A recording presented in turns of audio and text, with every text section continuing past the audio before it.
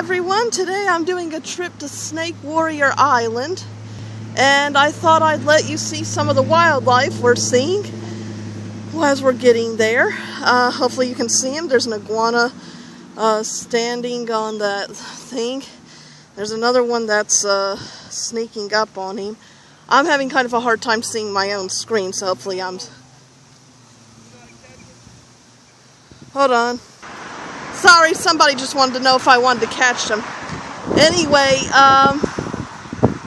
these guys actually aren't supposedly native to our place, and a lot of people didn't like them because they're supposedly ruining the environment.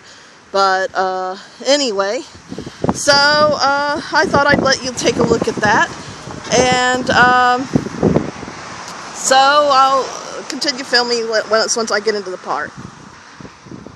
Okay, so I've locked up my trusty steed here. They have bike racks. I don't know if this is a great place for bikes. They don't want people with rolling stuff. A lot of people do bike here. Personally, I find the paths a little narrow, and there are a lot of people walking here.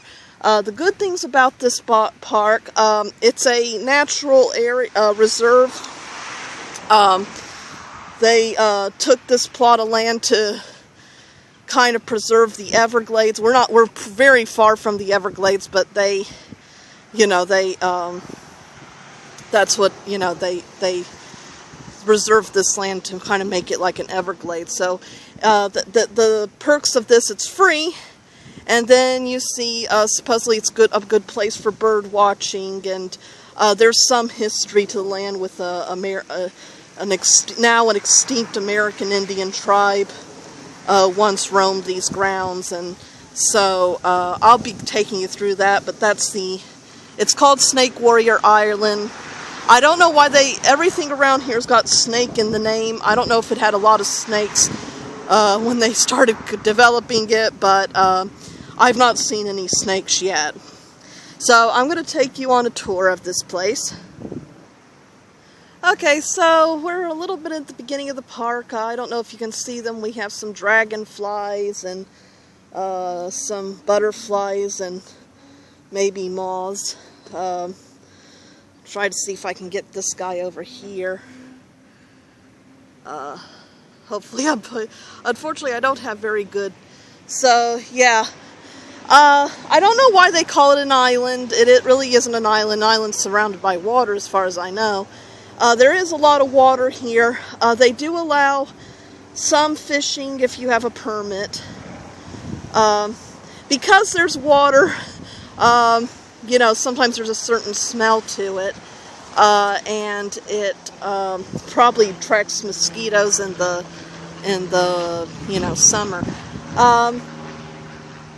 Florida doesn't actually, its natural vegetation is not really that pretty, I don't think. I mean, some of it's pretty, most of it isn't. Florida, despite all the postcards that show our beaches, Florida's a swamp. It's a drained out swamp. So, its vegetation tends to be kind of gnarly and not very attractive most of the time. It's got its own... Only a certain type of person can probably appreciate it. Even our beaches, they're not natural. Our Florida sand is naturally black. We buy our sand from Haiti, and that's what I've heard. And the palm trees are not natural. So, the one thing I do love about Florida, I'm a natural Floridian, so I've lived here all my life. I've never seen snow.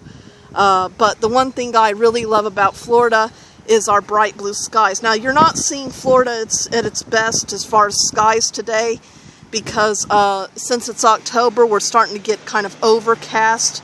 But I think it's still probably brighter than it is in a lot of states. And one thing I never appreciated before was our big fluffy clouds. I didn't even know. I thought everybody had fluffy clouds, and then a friend of mine who lives in Oregon, I think, she says, "Oh my God, look at your clouds, they're so big and fluffy." And I'm like, aren't all clouds big and fluffy? But then when I started looking at clouds from other places. No, most people don't have big fluffy clouds. So that's our big fluffy clouds. Okay, hopefully you can see this. I can't see my screen at all. So I'll take you a little further on the thing. We can't get too close here. They want you to stay on the trail, but I'll be able to get closer to some of this stuff so we'll have a better view. Okay, so here we have a sign. Hopefully you can hear me. There's some people nearby and I don't want to interrupt them. A sign here that shows you a map of the park. And so I'll give you a little bit.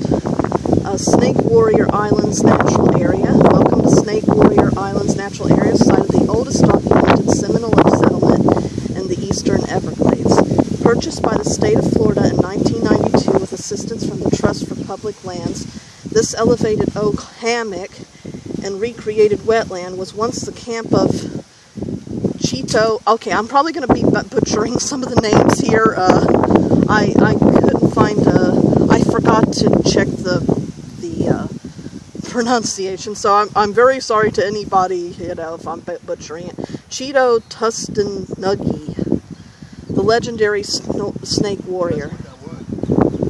The 53.3 acre site is leased to Broward County by the state of Florida for management and preservation.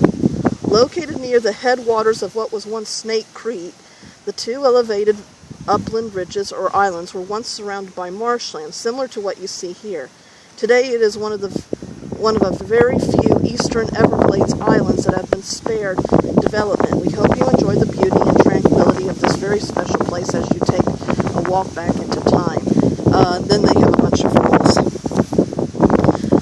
So it's also, it's so funny because you get this wildlife area.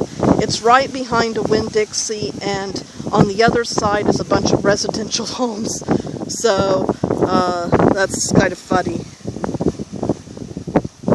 Oh, and I didn't know what these were initially, but they're second garbage cans.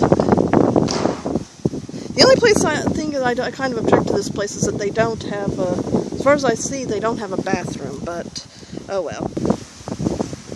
So here's some more of our view of the park. Notice the long grasses. Okay, and we're coming up on a little bridge. Okay, so we're now over the bridge, and we get a little bit of a more up close and personal of the vegetation. There's all water down there. So there's this little white flower, one of the things that are pretty. And then, so there's some of these flowers. And a lot of it's ugly, I admit, a lot of it is. There's an interesting kind of blacky fern. I wish I knew the names of all this stuff, but I don't. One day I intend to learn. I know that supposedly there was a lily or some type of flower that grows in the Everglades. It's the only place it grows, and they have to protect it from poachers. So, but I don't know if any of that's there. This park's very popular for exercising, so you're going to be hearing people passing by me singing, and a lot of men picking up women and that type of thing. So, a lot of other types of wildlife to observe here. So, I'm kind of showing you some different types of plants they have. And this was probably a pretty flower. It doesn't look too happy at the moment. It might not be getting enough water. Of course, it's standing in water, so maybe that's not its problem. There are some things that are kind of pretty. I kind of like how these, they're kind of a feathery type bush are. They almost kind of remind me of the dandelions. I don't know if that, I don't know if they're in the same family or not.